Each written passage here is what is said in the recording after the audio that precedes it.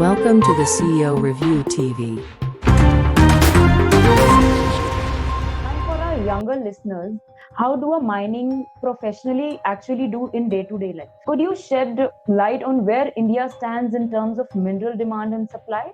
So how was your global exposure, especially in Australia, helped shape the way you consult Indian mine owners? So many mine fails because of lack of resources, but because of poor planning or compliance lapse. How is Mining 360 helping change this narrative? So the planning is being done on the paper and with the help of software. So here, the many mine owners, they avoid planning. They think, okay, mining is just about getting machinery onto their site and doing the excavation. But the thing is that you can't think all the time, when you are on site. Hello and welcome to Bharat Changemakers, partner with CEO Review Magazine, the series where we spotlight visionaries reshaping India's business and industrial landscape. I'm your host Khushbu Kabra, and today we are stepping into a sector that quietly powers every aspect of our lives: mining. From the cement in our own homes to the lithium in our phones, mining is the backbone of modern society. Yet it often goes unnoticed and misunderstood.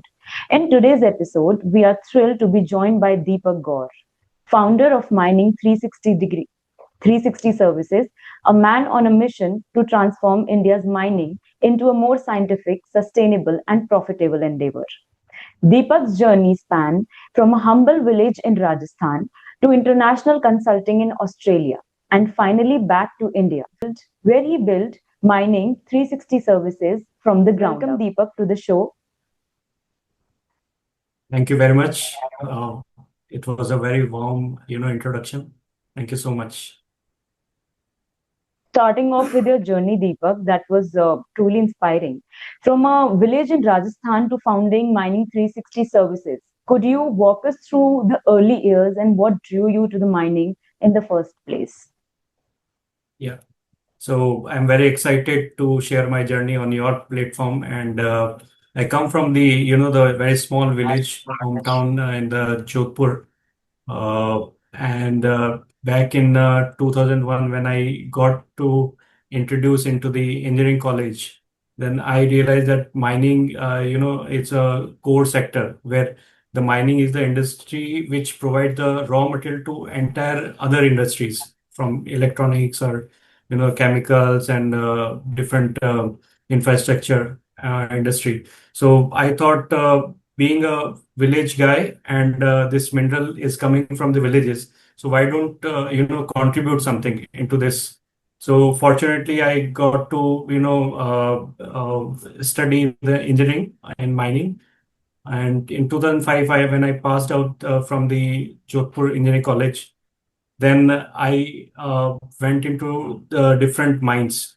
So that fascinated me, that how to do the systematic and because mining see that it is a foundation, and it also built the economy of the country.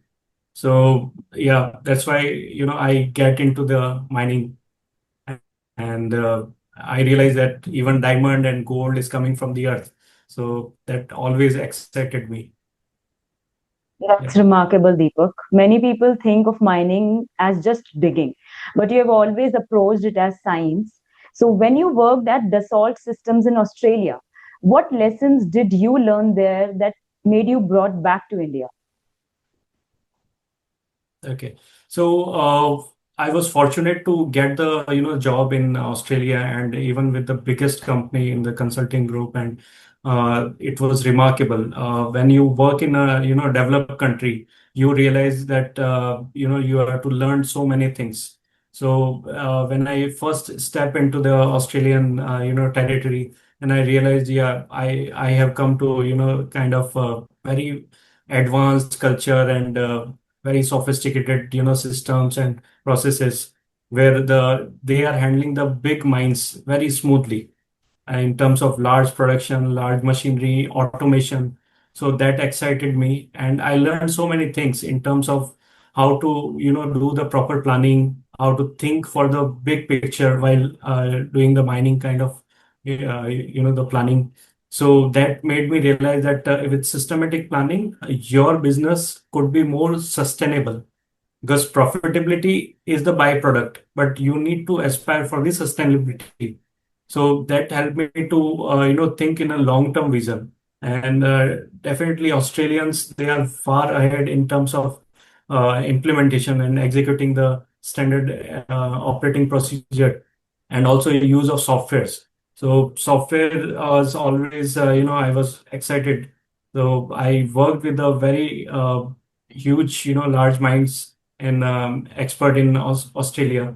So that gave me lessons that always go into deeper to understand the pattern of the minerals, ore body, and work as a team because you can't work alone. Okay, you need to have a collaboration with your team, colleague, cross-culture people, so that you can contribute your time and energy to solve the real ground problem rather than just corporate politics and everything.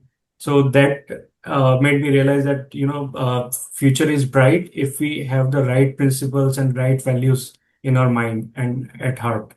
So that gave me huge lessons that always think big and think far, not short term.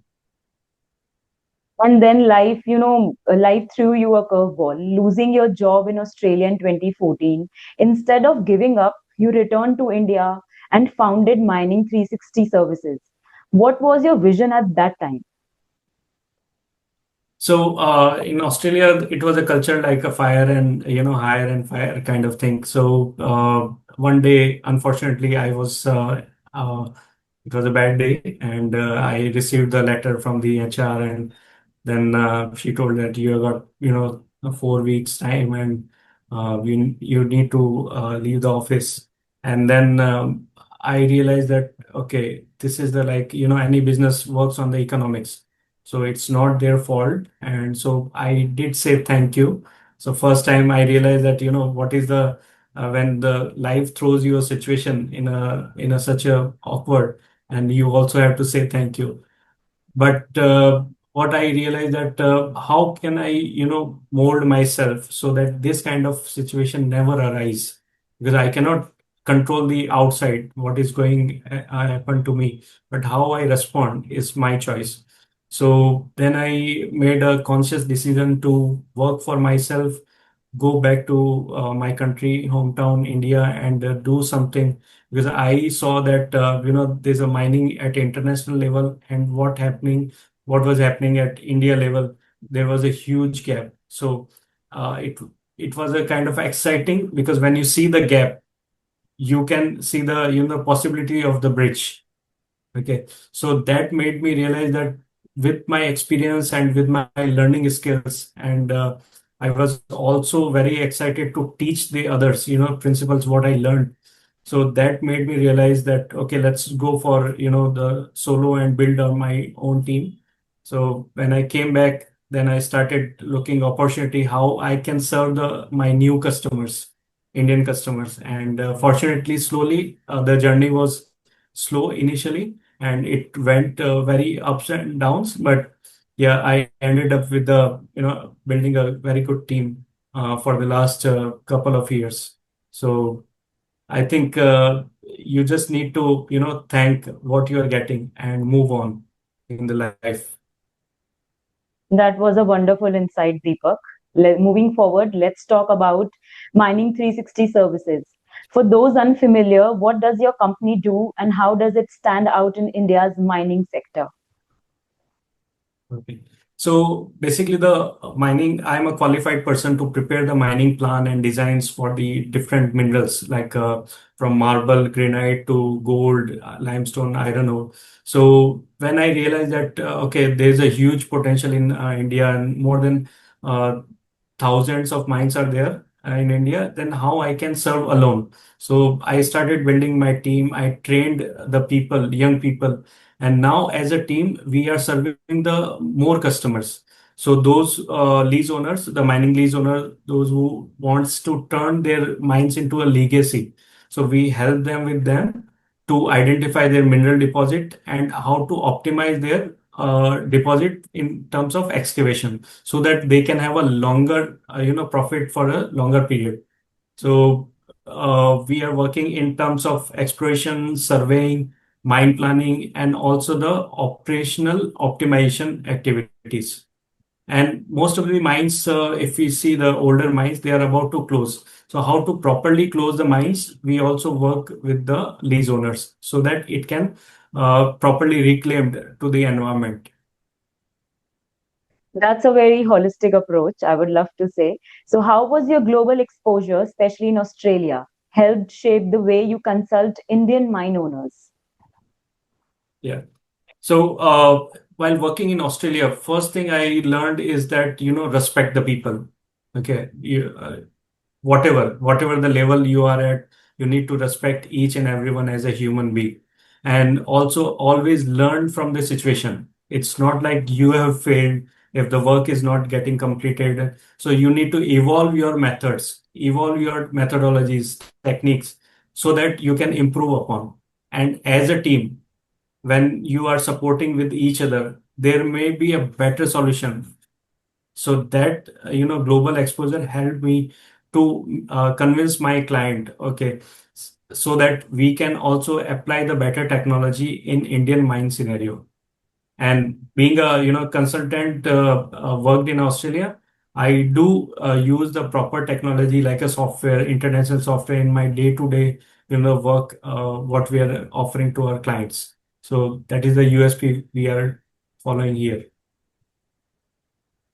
So many mine fails because of lack of resources, but because of poor planning or compliance lapse. How is Mining 360 helping change this narrative? Yeah, while working in Australia again, I found that planning should be done way before what you execute the mining. So the planning is being done on the paper and with the help of software. So here the many mine owners, they avoid planning. They think, okay, mining is just about getting machinery onto their site and doing the excavation. But the thing is that you can't think all the time, when you are on site. So first you need to understand the mineral behavior, the deposit, so that you can better plan.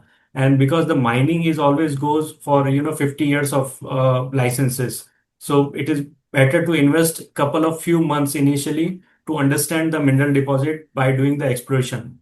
So that helped me while working in Australia, helped me to realize that importance of planning. When you invest your time and money at initial stage, you will reap the benefit at the longer stage or longer period. So yeah. Mining is often misunderstood by the public. So let us do a quick myth busting round based on FAQs you have answered. So, why do we need mining at all? Can't we just recycle? See, because demand of the mineral is getting increased because of the populations and the new gadgets. Like if you see the mobile, TV, electronics, aviations, everyone, every industry requires the new materials, metals, new discoveries. So not all the materials can come from the recycling. So we need to produce something from the ground itself. So it's like a farming. Okay, the farming and mining are both the primitive, the processes are human being followed for many centuries. So here farming, nurtures our body, we consume the food and everything. But the minerals, we also utilize it in our homes, mobiles, TVs, entertainment, aviations. So everything is depending on these two sectors, the farming and the mining. So we can't avoid just doing the recycling. We need to reproduce. Exactly. And the other big question coming is that isn't mining harmful to the environment and communities? Yeah, absolutely. We cannot deny the fact it is a destructive kind of job we are performing. But the thing is that because we need to do the mining, and the only thing is that how we can better compensate to the environment, to the stakeholder. So if a thoughtful planning is done at the beginning of the project, okay, we can minimize the impact of what the negative impact is about to happen on the environment and the local community. And we have seen in the past, and many case studies are there, that because of the mining, the entire scenario of the village and the township has been changed in a positive way. Like if you go to the Jamshedpur and many other towns, mining towns, where they have been transformed because of the mining. So it is a positive sign of how mining can be a contributing factor to uplift the economic. It can be a good economic driver. And for So our what I can say that we need to take care of all the interest of the stakeholder. So that's why planning phase comes, that we talk to every stakeholder, the local villagers, the flora fauna we study, and then we take conscious decision that whether to start the project or not. and for our younger listeners, how do a mining professionally actually do in day-to-day life? So mining is, I find it's very exciting because it's not like a different other industry, because you need to encounter a new challenges. So what I heard somewhere back, that champions need challenges. So if you are in a profession where challenges are happening, every day, every month, so it will keep you awake and excited. So definitely young generations, they like to get engaged into the challenging situation. So I think mining is not, it is much more challenging than what they think. So I find it's very fascinating.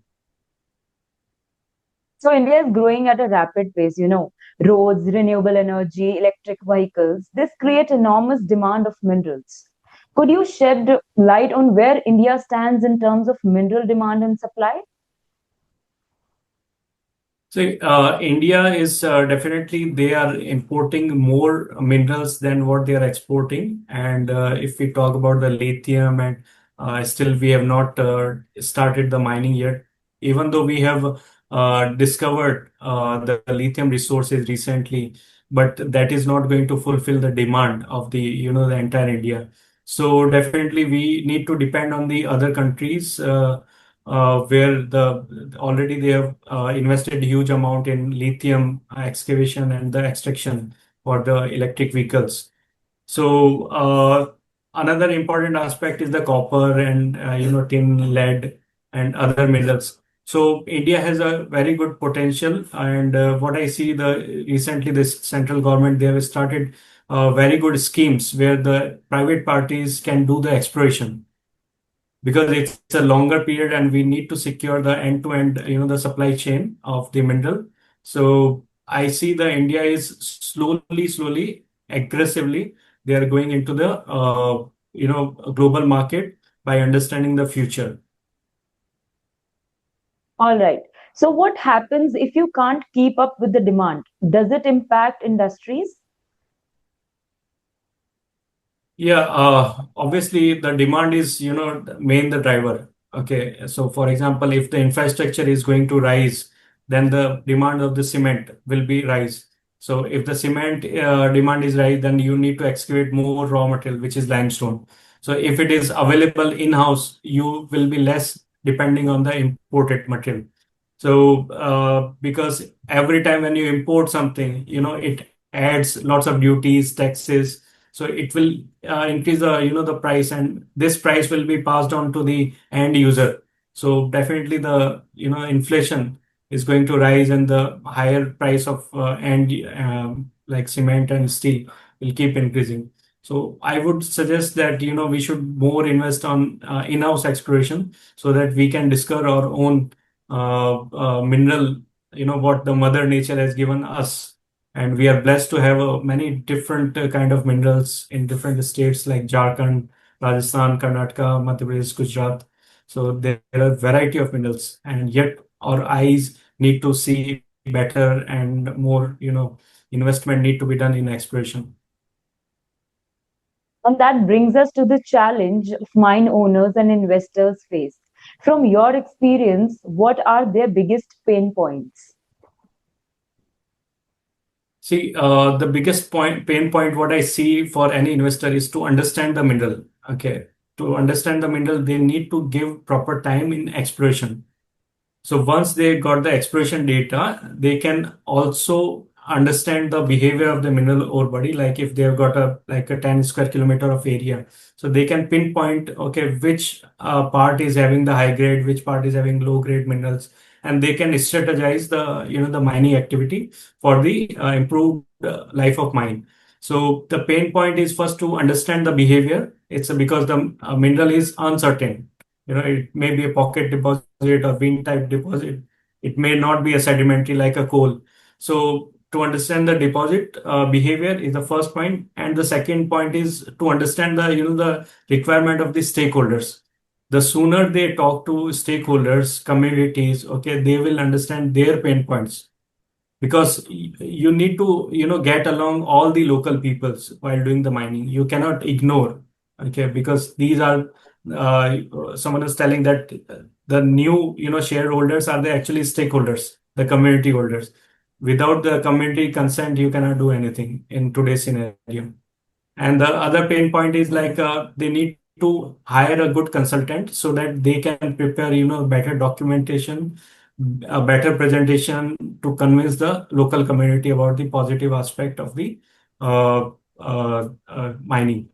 And also the supply of other raw materials for their processing industry.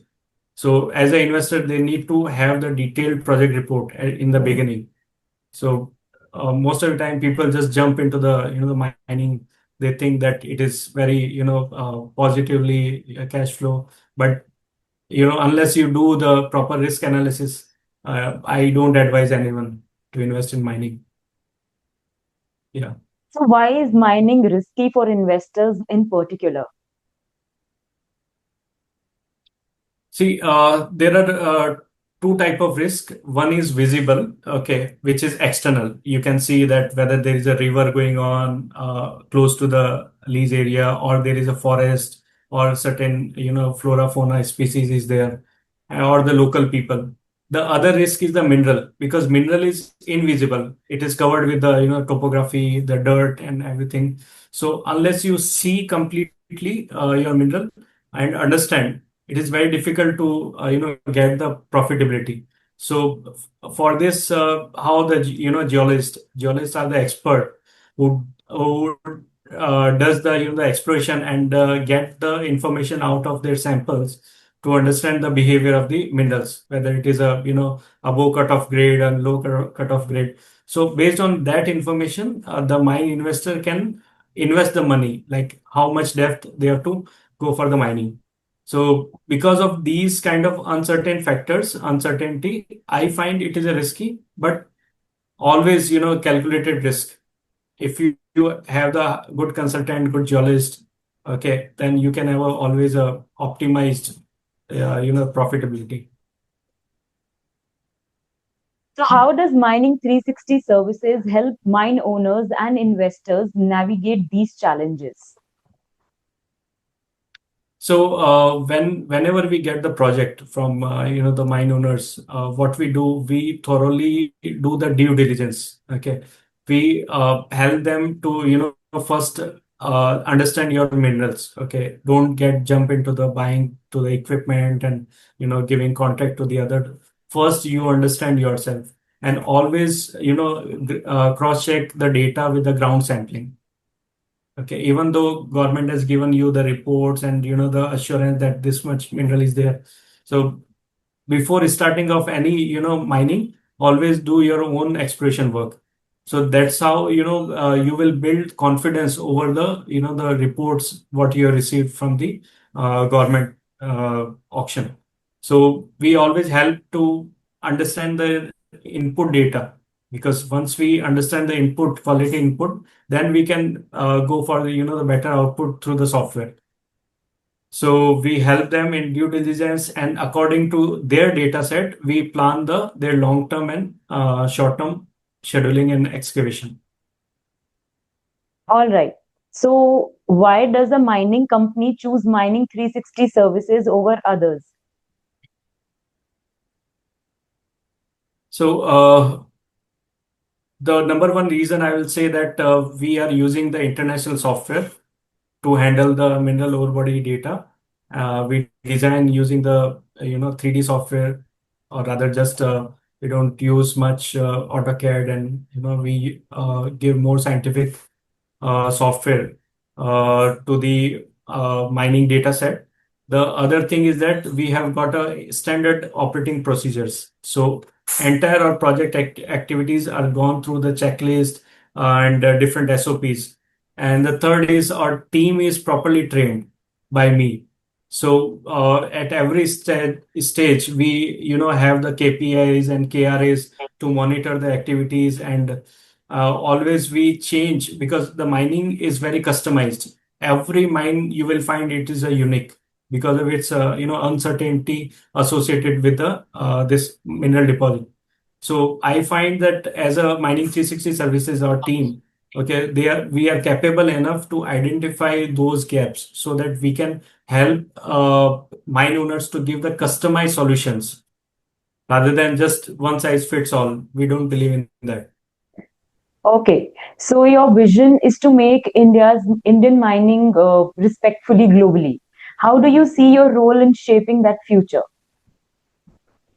See, what I've found while working in India as a consultant for last 10 years, that there's a huge skill gap. Okay. And because of the recent transition from, the old technology to AI and everything, so I find that, the mine owners will need a, very good consultant, a team of people who can bridge the gap. So I find that Mining 360 services will do the handholding, and also that by developing the younger people, so that right kind of skills will help them to optimize their profitability and improve the sustainability in global scenario. Where do you see India's mining sector ahead in the next decade? So why? See, the reasons why I see that, because the India has a very huge potential of the minerals, and what I could say that more than 50% of the mineral deposits are still unexplored. So, and yeah, because of the global demand, okay, now this is the time to, rediscover their mineral deposits and go deeper mines. Because if we compare the globally, the India has not done mining much. So this is the good time to cater the global market. The Indian mining industry can also thrive on that. Yeah. Okay, so what role will technology and software play in making mining safer and more profitable? Yeah. So, because the mining demand is getting raised, okay, mineral is becoming more precious and precious. So we need to go deeper into the earth. So as we go deeper into the earth, lots of challenges are there. Maybe the collapse of the rocks and unsafe benches, and so in these cases, if we bring the automation, like without involving any human for the mining activity, so that will also help us to have the accident-free mines. Okay. So I think the technology and automation is going to give a very good, role into the industry to meet the targets and demands. Okay, so since AI is taking up the game at a very larger level, so what do you think that Mining 360 services will do next? So, as AI is a kind of boon for us, because earlier we were also facing challenges to, get the coaching from the market and understand the reports. But with the help of AI, we can get the summary of entire, big reports and good analysis, good suggestions. So it has become, it's an important employee in our office. So even I see the similar role for the mine owners as well. So with the help of AI, they can have better quality reports, better analytics, okay, and also they can empower their the average skilled man All with right, the help of AI, so they can superior quality results.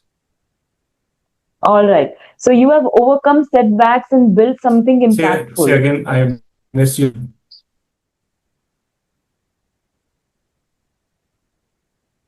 It is going to have a huge impact. All right, all right. That was wonderful to know about it. So you have overcome setbacks and built something impactful. What qualities or mindsets help you succeed as a leader?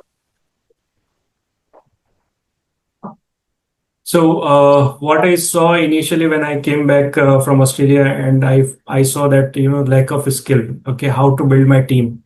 So earlier I was a technical consultant, and the attitude of that I know everything. Okay, so that like it wasted my couple of years to come out from the zone. That okay, you don't have to be a smart person into the room. You need to have the right kind of team. So slowly, my mindset got also changed with the help of mentors and the trainers. So that made me realize that yes, you need to be as a leader, develop the leaders as a leader. So with that mindset, I always look for the right people, nurture them, and also give them opportunities so that they can help my customers, and by removing their pain points and helping them to have a better future. So if we help the customer and I help my team, so it's a kind of a win-win situation. Yeah, that's absolutely true. So, what advice would you give to young engineers and entrepreneurs who want to enter the mining industry? So, one advice will be like be open-minded because the mining is, it's having like a huge potential. Lots of minerals need to be researched. So if they are coming with the open-minded curiosity, they can build something new kind of discoveries, and and always use the technology, because we need to leave sometimes old methodology of just doing the drilling blasting, and we need to go for the data analytics, use the AI tools, and wherever possible, engage the new brains and give them freedom so that they will have a better new discoveries for us. So, what a wonderful insight, Deepak, you have shared about it. Moving forward, if our listeners want to learn more, I saw you also have a video on what is mining on YouTube. Could you please briefly tell us about it? Yeah, I always, find that once we start giving something, okay, I come from the, the Indian small village humble. So we always believe in giving, and what you give, you always get. So with that philosophy, I think that first you need to learn and also start giving the right knowledge. So if we look at our Instagram channel, which is at the rate mining 360 services, where I have created various shorts, video shorts to educate the the common people about the mining, the gold. Like in one video, I shared that to get the 1 gram of gold, you need to excavate the 1 ton of rock. So if you have got a 10 gram of gold chain, it means 10 ton of rock must have been dismantled from the earth. So you need to see the gold in terms of the effort and dedication of those laborers and mining engineers to get the gold. So yeah, I always find interesting to educate the people about mining, so they can visit our channel and get more information about it. Deepak, it was wonderful to know about your journey. That was super inspiring to our young entrepreneurs and people who want to go into the mining industry. Thank you for joining us on Bharat Change Makers, partner with CEO Review Magazine. Your journey from a small village to becoming a leader in India's mining transformation is truly inspiring. And that was a wonderful conversation with you. It's clear that Mining 360 Services is not just about compliance or software, but about reshaping the culture of mining in India, make it safe, scientific, and sustainable. So wonderful to have a word with you, Deepak. Thank you so much for inviting me on your channel, and I really thank you from the bottom of my heart. Thank you so much. And to our listeners, thank you for tuning in. If you enjoyed this episode of Bharat Change Makers, partner with CEO Review Magazine, don't forget to subscribe, leave a review, and share it with someone curious about how industries like mining power India's growth. Thank you, Deepak, once again. Thank you.